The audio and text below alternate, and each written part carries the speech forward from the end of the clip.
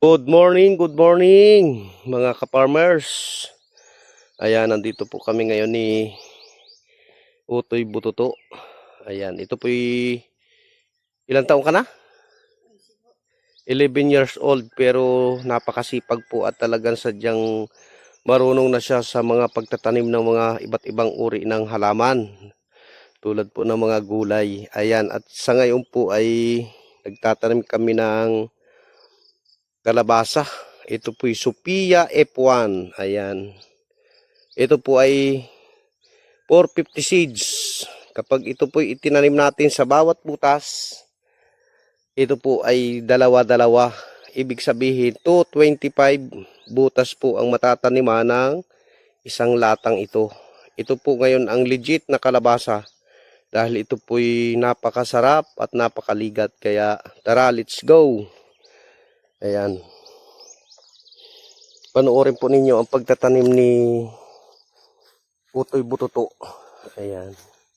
Ito po'y napakasimpleng gawain, napakagaan. Ito po'y kahit 3 years old ay kayang-kayang gawin dahil ito po'y talagang napakagaang gawain.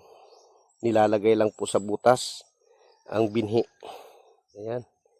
At direct na rin po yung kanya mismong lupa kasi ito po, kama-kama ito eh. Siya na rin pong tinatabo namin para mas masustansya po at pino ang lupa. Ayan, at ito nga pala po ay puno na natin ang tanim dahil may mga nauna na po tayong tanim na kalabasa dito. Ayan oh. Ayan. Ito po ipupunuin natin. Siguro mga pantatlong lata po ang maiitanim natin dito sa aking gardening na ito. Ayan oh.